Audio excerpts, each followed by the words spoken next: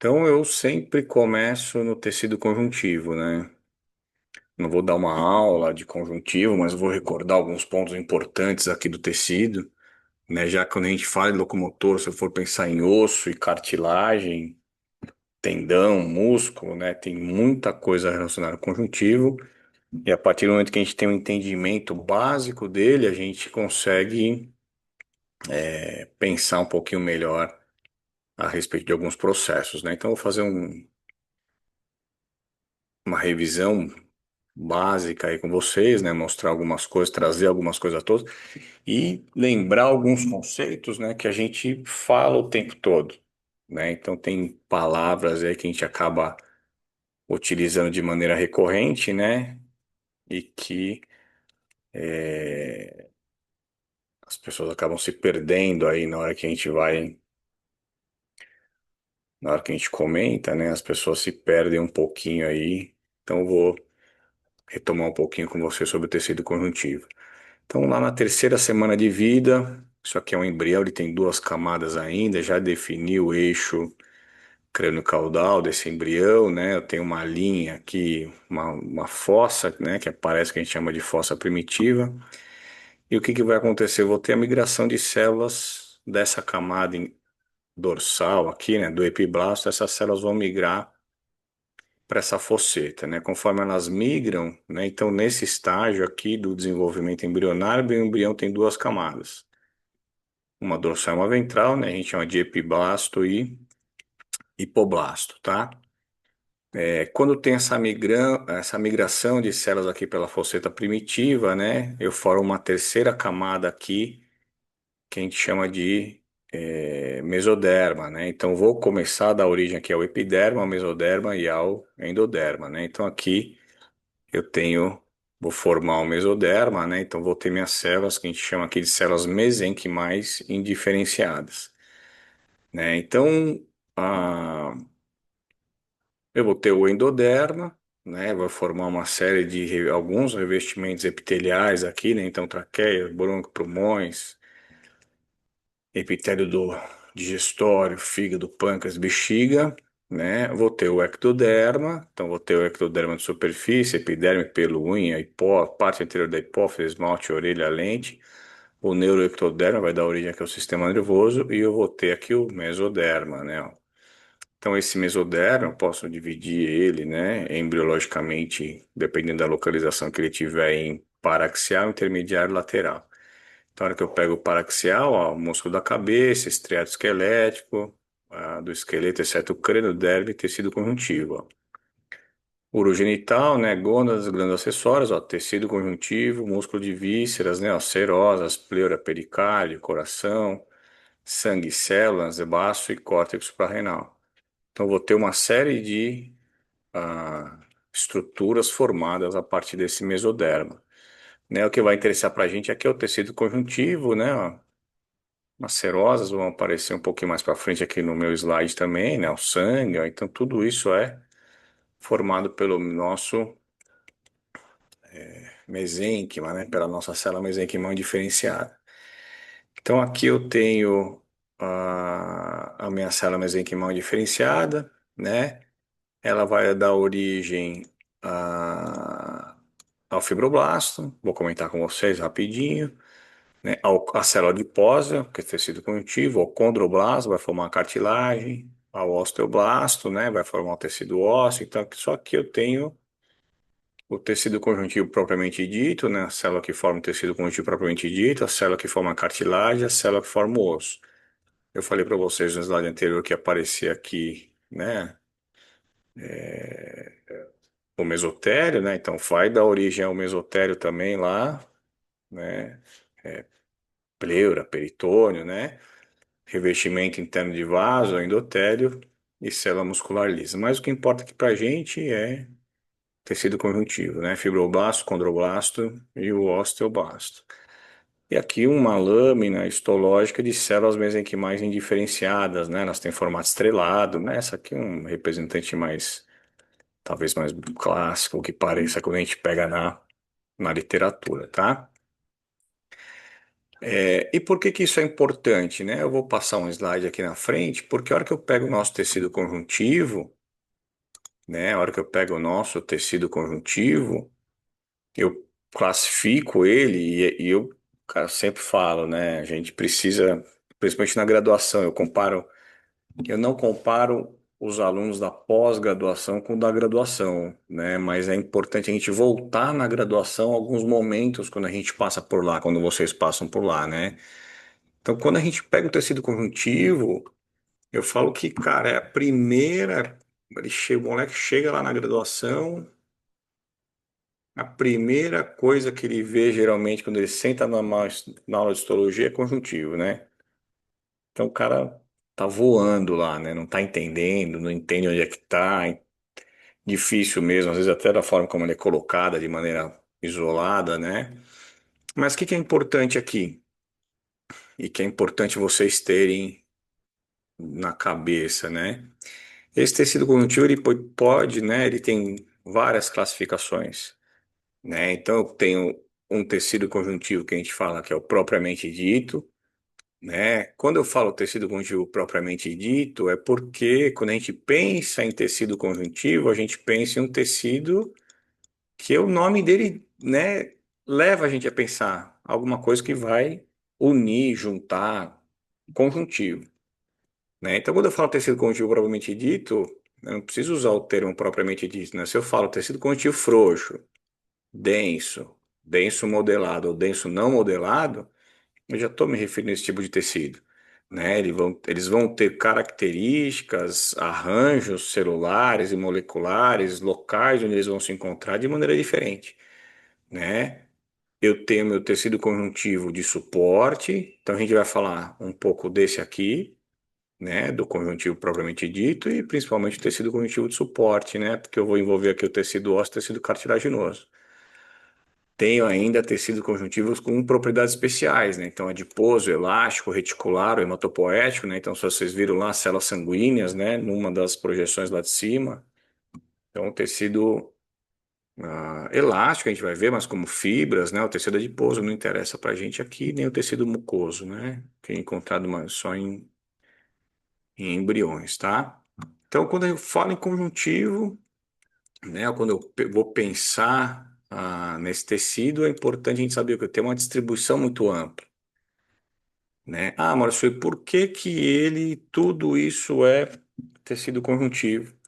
Tudo isso é tecido conjuntivo, por quê? Porque eles guardam uma série de características comuns, né? Então, lá no primeiro semestre nosso, quando a gente vai estudar isso daqui, e que vocês estão vendo, isso daí parece uma maluquice. Por quê? Porque é tudo, né? Parece que está tudo desconexo. Mas, na verdade, a hora que eu pego, que eu entendo como esse tecido é montado, acabou. E é o que eu vou fazer com vocês aqui, até para a gente poder, para vocês pensarem de maneira diferente, para a gente poder deslanchar aí de maneira mais rápida, né?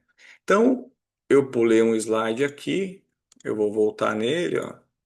Tá? Então, isso aqui é importante a gente ter de cabeça, né? Tecido conjuntivo com aquelas funções de junção mesmo, né? Mas também não sei se dá para falar só nisso, né? De preenchimento de espaço, né?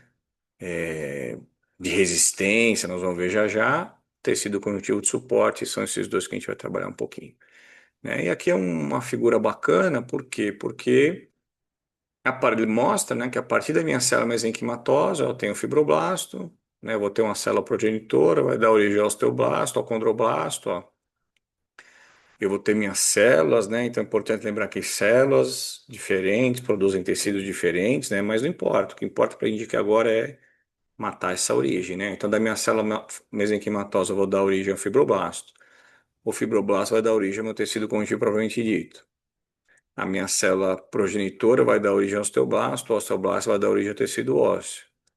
Minha célula progenitora vai dar origem ao condoblasto, o condoblasto vai dar origem ao tecido cartilaginoso, né? Minha célula, elas vão se diferenciar, né, em osteócito, condrócito, né? Osteócito, condrócito, e vão produzir aí cada célula vai ter sua função, nós vamos ver isso daqui a pouquinho, né? E eu tenho células ali que vêm da minha medula óssea, né, da unidade formadora de colônia, que vão remodelar, proteger, né? Vão organizar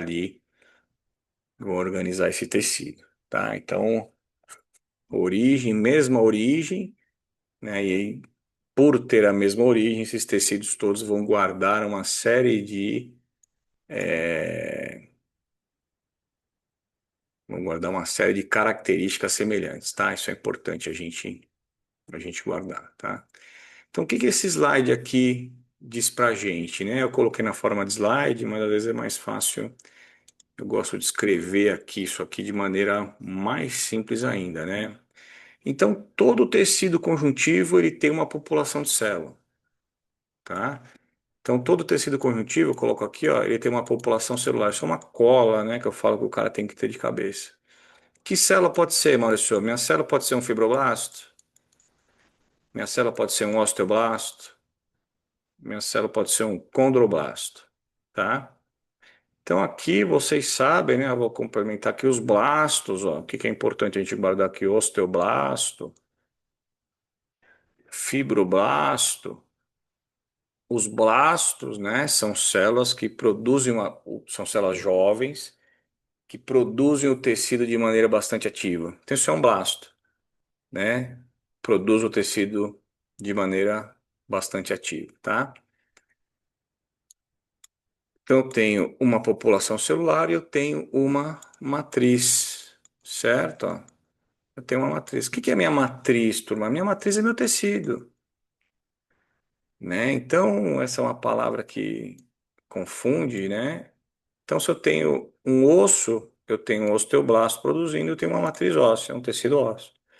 Se eu tenho uma cartilagem, eu tenho um condroblasto produzindo, eu tenho uma matriz cartilaginosa. Se eu tenho um tecido conjuntivo propriamente dito, eu tenho um fibroblasto produzindo, eu tenho uma matriz conjuntiva. Acabou, é isso, tá? Então, quando eu uso a palavra matriz extracelular, né, ó, vou colocar aqui o complemento, né? Quando eu uso a palavra matriz extracelular, lógico que só pode ser extracelular, né? Porque quem produz essa matriz é minha célula, né? Então a produção do tecido é dada justamente por essa célula. Então minha célula vai produzir, vai excretar isso. Só pode ser minha matriz extracelular, né? Então vai fazer todas as funções que os nossos tecidos apresentam, tá? E quem compõe essa matriz extracelular? É simples também. Minha matriz extracelular tem dois componentes, um fibrilar e um não fibrilar, né? Então eu divido aqui, ó, eu coloco assim um componente fibrilar e um componente não fibrilar, tá? Ah, como assim fibrilar? Fibrilar são fibras. Então meu tecido tem um componente fibrilar que é formado por três tipos de fibra, ou, né, não que ele é formado por três tipos de fibras, ele pode apresentar três tipos de fibra, um ou outro, ou mais de um, tá? Quais são minhas fibras? O colágeno, fibra reticular e fibra elástica,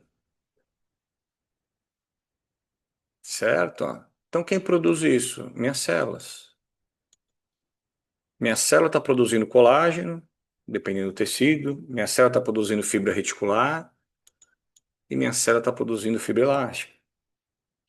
E o que é o componente não fibrilar, Maurício? O componente não fibrilar, né, a gente chama de substância intersticial amorfa ou substância fundamental amorfa, que é um componente que a gente chama de componente molecular da minha matriz, tá?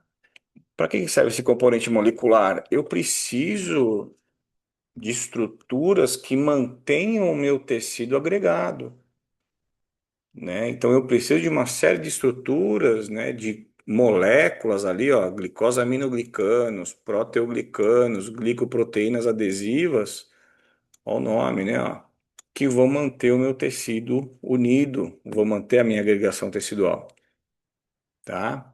Então isso aqui eu falo para vocês é uma chave bastante simples de vocês guardarem, né? O que que acontece aqui? Então vamos imaginar assim, ó, o meu fibroblasto é uma célula jovem, né? Depois que ela deixa de produzir o tecido ativamente, ela diminui, muda o seu formato, diminui a sua. atividade secretora e passa a fazer a modulação do tecido. Eu passo a ter um fibrócito. Hora que eu acontece a mesma coisa, altera a função, né? A quantidade de secreção, a atividade da célula. Ela é uma célula mais velhinha, tem algumas características a mais, né? Eu passo a ser um osteócito. E acontece a mesma coisa com a minha cartilagem, eu passo a ser um condrócito, tá? Aí o que que vai acontecer aqui, turma? Os meus tecidos têm uma série de classificações de arranjos diferentes. O que que vai mudar nessas classificações desse arranjo? É o tipo de fibra. Bom, primeiro é o tipo de célula, né? Então, se eu pensar num fibroblasto, eu vou ter um tecido conjuntivo propriamente dito. Ah, mas o tecido conjuntivo propriamente dito, eu tenho um tecido conjuntivo frouxo, denso, modelado e não modelado. O que que vai mudar? É o tipo de fibra que eu vou ter nesses tecidos e o arranjo dessas fibras. Então, se eu pego um tecido conjuntivo frouxo, meu colágeno é desordenado. Se eu pego um conjuntivo denso, é ordenado. Se eu der um modelar, aí vai embora. Né? Então, mas se eu tenho os três tipos de fibra, não, eu não tenho fibra reticular. Não vou ter fibra reticular nem elástica num tecido conjuntivo denso, por exemplo. Não quero isso, tá? Mas vou ter diferentes constituintes da minha substância fundamental.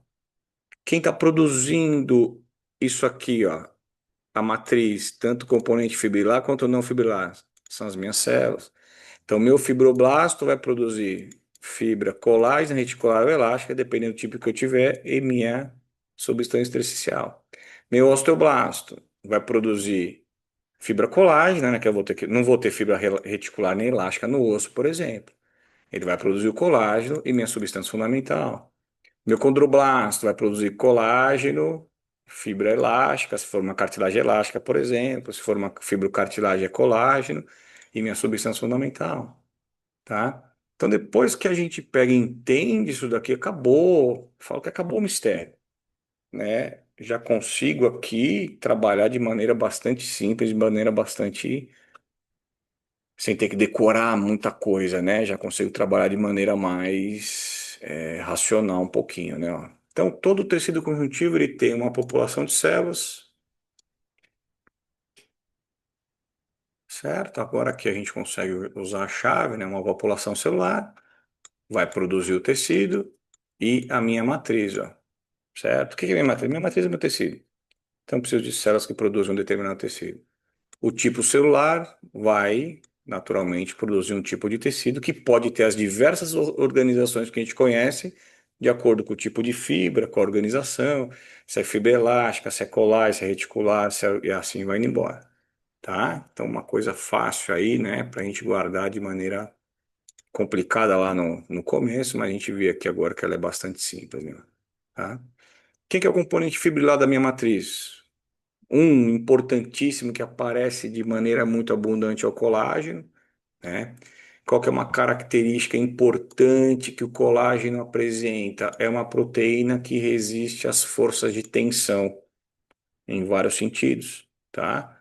Existem vários, aqui eu coloquei, né? Para quem quiser entender, ver um pouquinho mais a molécula, mas para a gente agora é indiferente, né? Ó, tá? Então eu tenho uma fibra produzida por uma célula que resiste às forças de tensão em vários sentidos. Onde que eu tenho colágeno? Em tecidos que precisam de grandes ou que sofrem grandes forças de tensão, certo?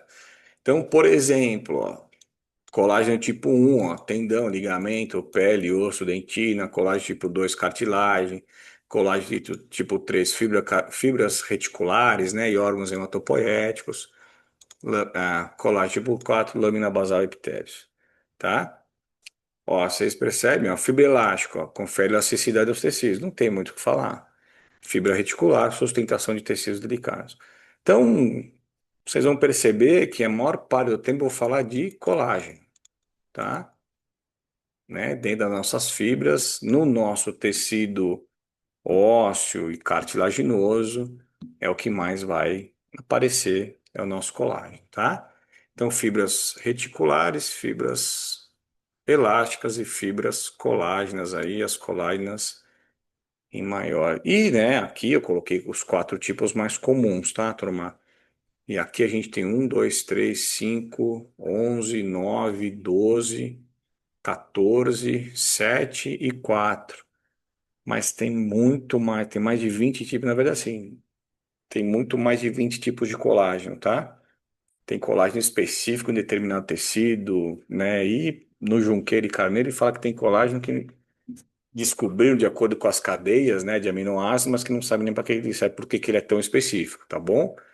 Então aqui, por exemplo, colágeno tipo 1, pele, tendão, osso, dentina; tipo 2, cartilagem, corpo vítreo; tipo 3, pele, múscula, vasos frequentemente junto com o tipo 1; tipo 5, ó, tecido, pele, né, osso; ó. Tipo 9, cartilagem; tipo 11, né? Tipo 9, cartilagem, corpo vítreo; 12, ó, tendão, ó, pele, ó. 14, né? Tendão de novo, ó, epitélio e o colágeno tipo 4 nas membranas basais, né? Então, isso aqui são alguns exemplos, mas existe uma quantidade muito maior do que somente esses daqui, né? Aqui, 1, 2, 3, 5, ó, o 4 está aqui embaixo, né? Não tem 6, ó, o 7 está aqui; não tem 8, ó, não tem 8, não tem, o 9 está aqui, né? Não tem 11, pula para o 12, então tem muito mais que não está descrito nessa tabela, tá? Então aqui eu tenho alguns exemplos de fibras, né, vistos aí, observados em microscopia eletrônica, tá? Então colágeno, né, geralmente são, bom, tem vários tamanhos, né, mas fibras colágenas, fibras elásticas, né? Então tem uma série de fibras aí no nosso tecido, tá? Quando eu volto aqui, ó, então eu tenho uma população celular e minha matriz é extracelular, ó. Minhas fibras e meu componente não fibrilar. Quem forma esse componente não fibrilar? Minha substância fundamental ou substância intersticial amorfa, né? Com, assim, embora o nome aqui possa não soar comum, né? A gente já esqueceu isso daqui, mas tem coisa aqui que vocês conhecem, a glicosaminoglicanas, por exemplo, né? As GAGs, ó, o ácido hialurônico, uma glicosaminoglicana; proteoglicanas e glicoproteínas adesivas, tá? Então, o que acontece? Essas estruturas aqui, elas vão interagir de diferentes maneiras e vão manter a agregação do tecido. Pô, Maurício, como assim manter a agregação do tecido? Eu tenho célula, célula, célula, célula. Eu tenho fibra, vamos imaginar, vai, ó, fibra, fibra, fibra, para tudo quanto é lado. Não esquece que meu tecido é 3D, né? Isso aqui tá tudo, vamos imaginar, isso aqui tá tudo solto ali.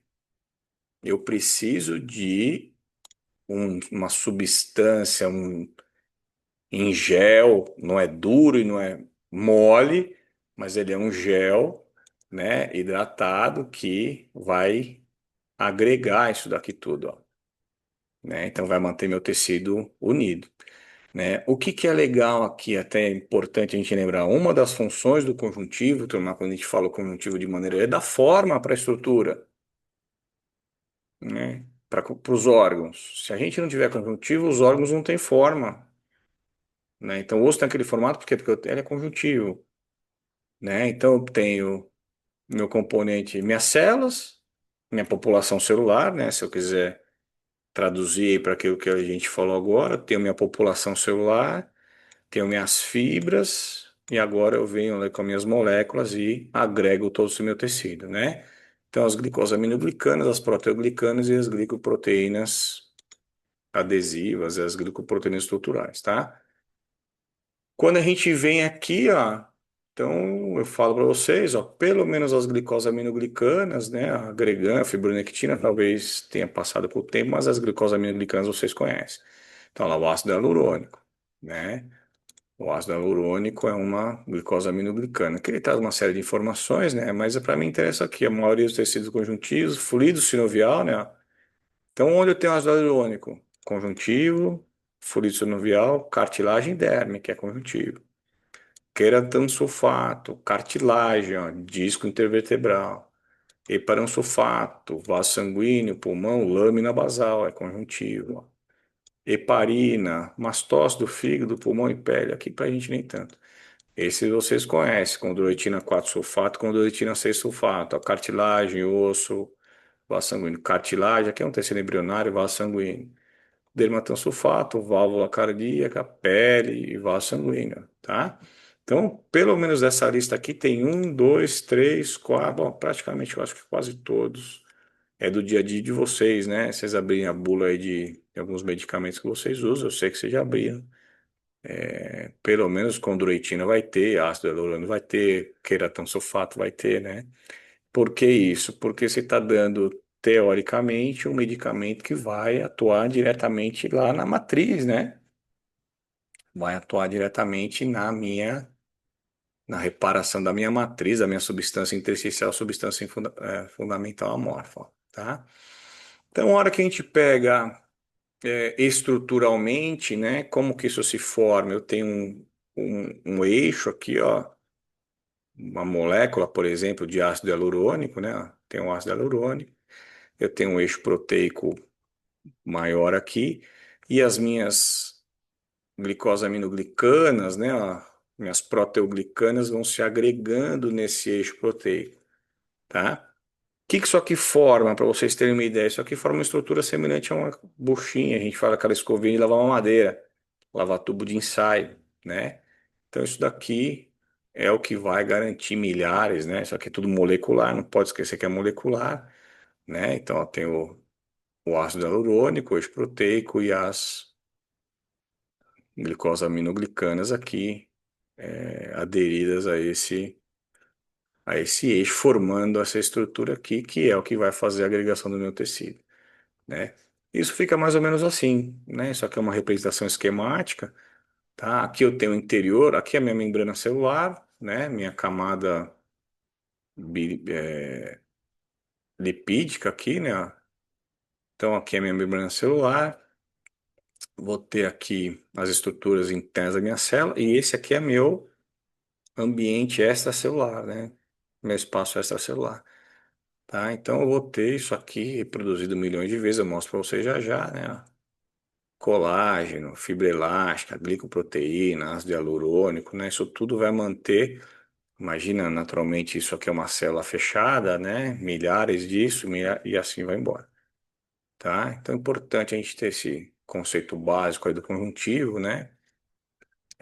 Estrutural do conjuntivo para entender aqui quando a gente for um pouquinho mais conforme a gente for avançando, tá?